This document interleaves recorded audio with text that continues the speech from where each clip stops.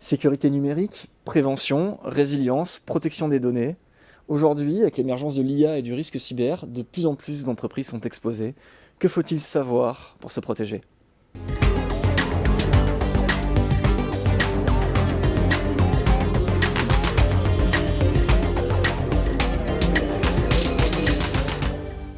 Bonjour et bienvenue dans l'Écho des Yvelines, le rendez-vous des entreprises et de leurs syndicats, le MEDEF.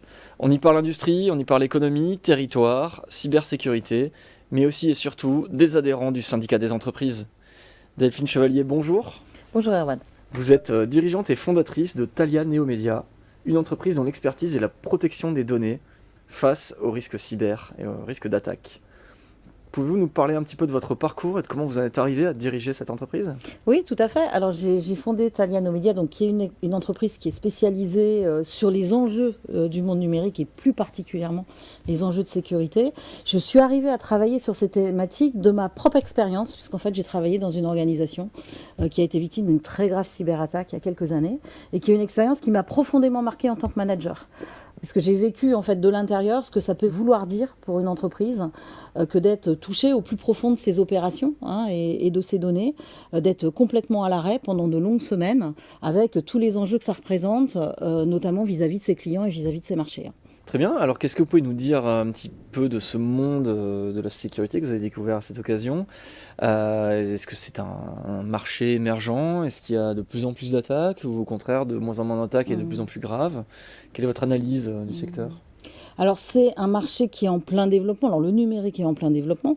Alors notamment ce qu'on entend beaucoup parler à l'heure actuelle, c'est le développement de l'intelligence artificielle, qui sont aussi donc des thématiques que l'on traite avec nos consultants et nos clients. Donc chez Thalia Neomédia, c'est comment la technologie peut nous rendre plus performants et comment le numérique permet aux organisations d'être plus performantes. Mais opérer dans le monde numérique, c'est pas neutre. C'est pas neutre. Alors ça fait quand même un certain nombre d'années que les entreprises opèrent dans le monde numérique, mais c'est vrai qu'on est devenu extrêmement dépendant dans ces environnements. Ce qu'on a peut-être omis en fait de comprendre quand on s'est digitalisé, quand on a digitalisé nos opérations et nos données, c'est que les personnes malveillantes utilisent aussi le monde numérique à des fins qui sont les leurs, donc qui ne sont pas bienveillantes, souvent à des fins lucratives, mais également à des fins de déstabilisation. Et que effectivement, quand une entreprise opère dans le monde numérique, quand elle y met ses données, c'est pas neutre, et qu'il y a effectivement des personnes qui vont chercher à la fois à vous voler de la donnée de façon très concrète et faire un commerce après qui effectivement se développe sur ce qu'on appelle le dark web, mais également effectivement vous mettre à mal sur vos opérations numériques. Si on vous met à mal sur vos opérations, si vous ne pouvez plus travailler, vous êtes en difficulté.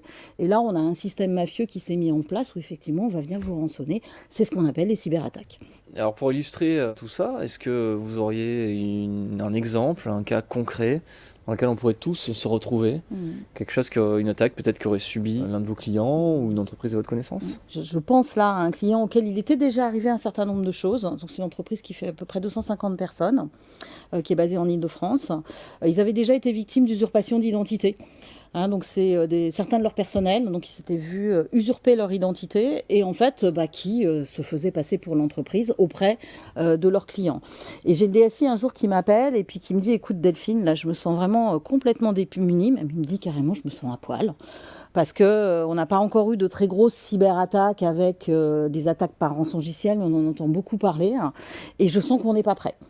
Il y avait au même moment dans cette organisation, ils étaient en plein appel d'offres et il y avait clairement un client dans le cadre de l'appel d'offres qui leur disait: si vous voulez bosser avec nous, de toute façon il va falloir que vous nous prouviez que vous protégez suffisamment nos données qu'on va vous confier, mais aussi que dans vos opérations numériques, si vous êtes cyberattaqué, que vous aurez une capacité à continuer vos activités, à nous livrer nos produits et les services sur lesquels on va peut-être s'engager avec vous.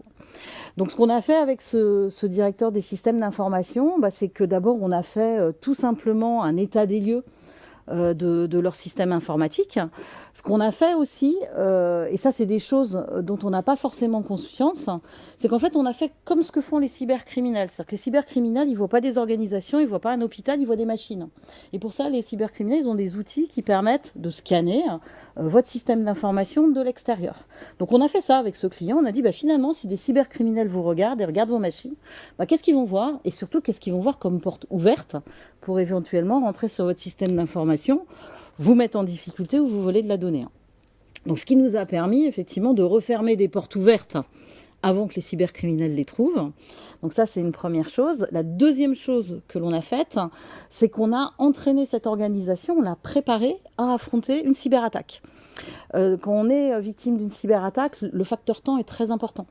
Il faut être en capacité de réagir, savoir qui vous allez contacter, et surtout il faut avoir des plans de secours. On est très peu habitué dans le monde d'aujourd'hui à travailler sans informatique, et en fait il faut essayer de se projeter en se disant mais c'est vrai que si j'ai plus d'informatique, si je suis sous cyberattaque, comment je vais faire pour continuer à livrer mes clients, à prendre des commandes, à assurer ma facturation et à payer mes salariés. Donc on a travaillé avec cette organisation pour effectivement écrire la documentation qu'ils peuvent sortir en plan de secours, c'est le kit de secours en cas de cyberattaque, et on a aussi fait des exercices d'entraînement pour qu'ils développent les bons réflexes comme pour un exercice incendie. C'est très complet, donc vous les avez protégés de A à Z, et si d'autres souhaitaient être protégés, où est-ce qu'on peut vous trouver, comment est-ce qu'on peut entrer en contact avec Thalia Neo Media? Alors effectivement, donc l'important c'est de se préparer. C'est pas d'en avoir peur, mais c'est de se préparer à opérer dans un monde qui est ce qu'il est. Donc nous, on est basé dans les Yvelines, on est basé sur Épône, on opère en Ile-de-France, en France, et on a aussi quelques clients internationaux. Pour nous trouver très facilement, notre site internet www.thalianeomedia.com, mais également on a une page LinkedIn. Merci Delphine, merci d'avoir été avec nous.